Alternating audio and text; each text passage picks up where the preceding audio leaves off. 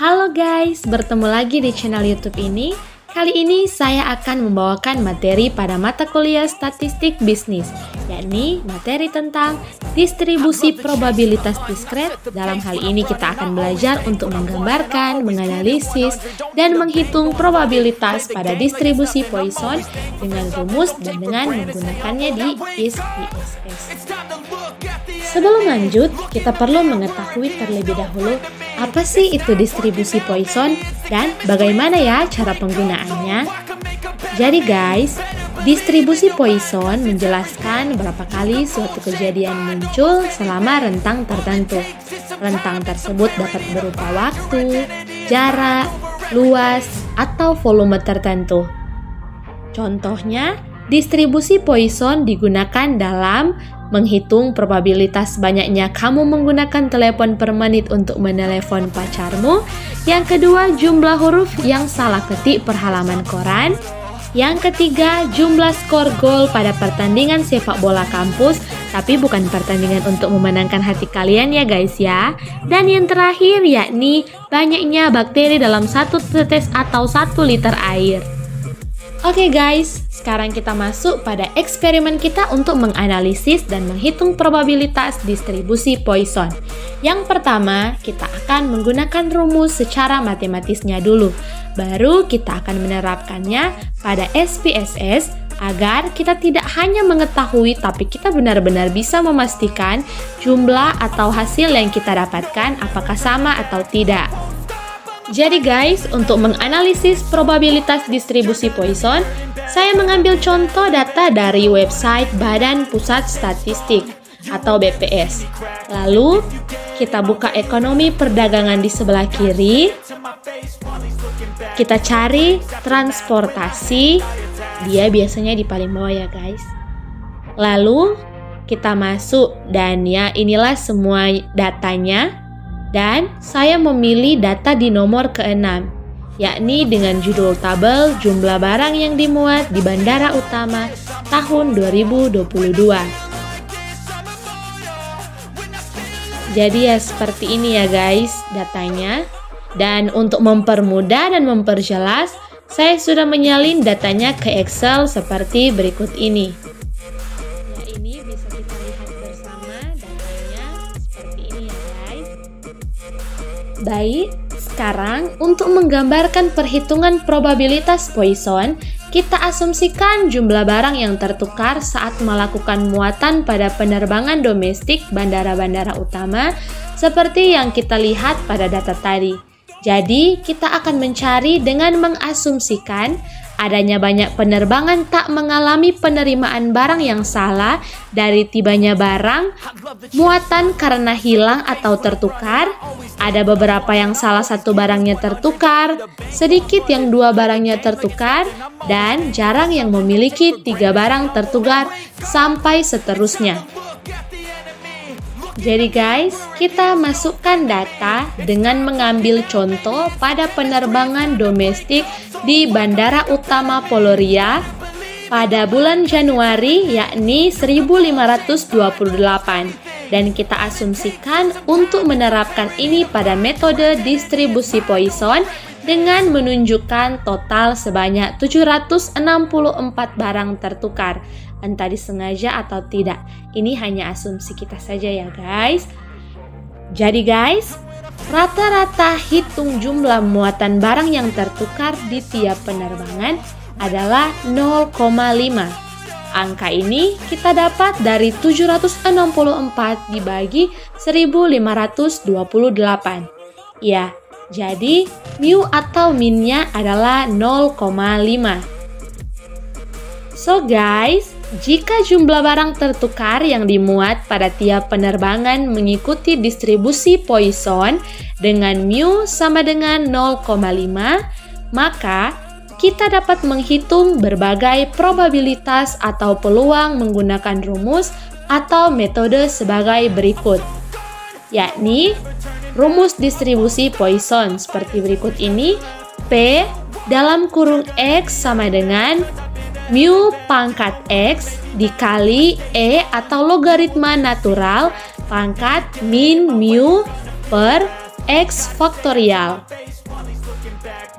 di mana P dalam kurung X adalah probabilitas untuk suatu nilai X, dan X adalah jumlah kejadian berhasil, dan mu adalah nilai rata-rata dari kejadian berhasil pada suatu rentang, dan E adalah konstanta atau disebut logaritma natural. Nilainya adalah 2,71828.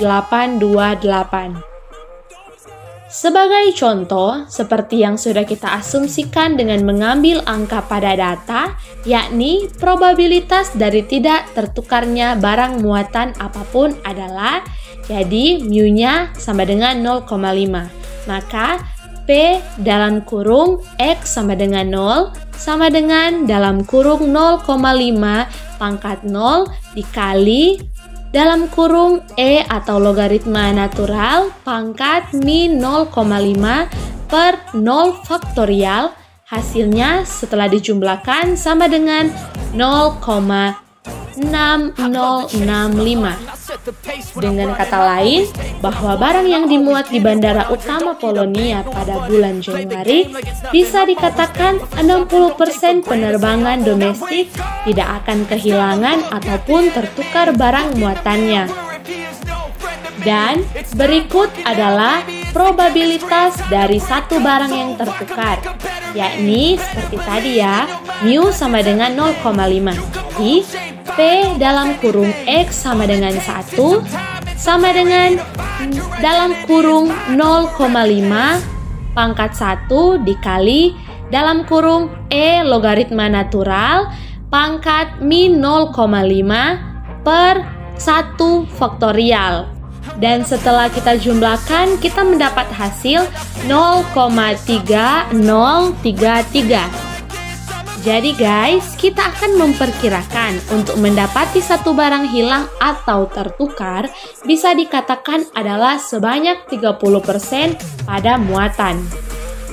Begitu juga untuk probabilitas pada 2, 3, 4, 5, dan 6 barang muatan yang hilang atau tertukar berikutnya sampai seterusnya telah dijumlahkan dengan rumus tadi ya guys.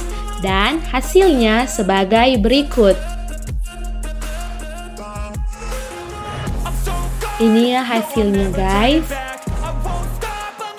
Sebelum lanjut, kita perlu mengetahui probabilitas akan menjadi sangat kecil setelah beberapa kejadian pertama berhasil.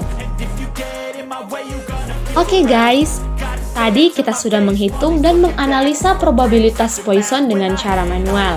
Sekarang kita akan menerapkannya ke dalam SPSS dan kita akan lihat bersama apakah hasilnya sama atau tidak.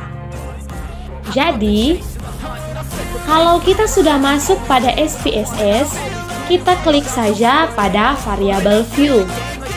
Setelah klik variable view, kita masukkan pada kolom nama pada nomor 1 sesuai nama pada rangkaian kesatuan data yang telah kita analisa tadi. Jadi, kita asumsikan nama variabelnya saja yakni muatan B atau muatan barang. Jangan lupa untuk mengganti desimalnya menjadi 0. Selanjutnya, kita masukkan nilai sesuai dengan jumlah data yang ingin di-generate.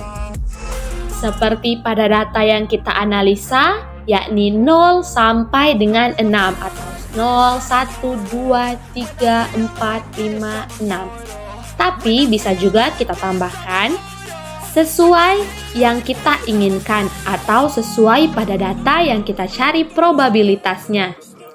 Jika sudah, sekarang kita klik pada transform dan buka compute variable. Lalu kita isikan dulu nama pada target variabel. Kita kasihkan saja hasil PBT atau hasil peluang barang yang tertukar. Jika sudah, kemudian kita isikan numberic expression dengan PDF titik Poisson dalam kurung kuan, min. Yang terakhir, kita isikan kuant dengan yang tertera pada variabel nama, yakni muatan B atau muatan barang, dan min diisikan dengan hasil dari mu, yakni 0,5. Ya, jika sudah, hasilnya pun akan keluar guys. Tinggal kita tentukan berapa hasil angka desimalnya di belakang 0. Di sini kita masukkan saja 4 ya, agar sama dengan cara manual yang kita gunakan tadi. Jika sudah, kita lihat, jadi inilah hasilnya guys. Ternyata setelah dibandingkan dengan cara manual yang kita kerjakan, jawabannya adalah sama. Jadi, kita ambil kesimpulan dari contoh pengasumsian untuk mencari probabilitas Poisson pada barang-barang yang hilang atau tertukar, menunjukkan bahwa seharusnya pengawas ataupun para pekerja yang bertanggung jawab dalam pemuatan barang sebelum dilakukannya penerbangan seharusnya tidak terkejut menemukan satu barang yang tertukar. Namun seharusnya berjaga-jaga untuk mengamati jika lebih dari satu barang yang tertukar. Karena bukan hanya merugikan perusahaan, namun merugikan para penerima barang nantinya. Oke guys, dan untuk lebih mendalamnya, saya ingin memberikan info bahwa pada data BPS atau data Badan Pusat Statistik yang telah kita ambilkan contoh dari salah satu penerbangan domestiknya, kita juga bisa membuat soal-soal atau menerapkan metode distribusi probabilitas Poisson ini pada bandara-bandara utama lainnya.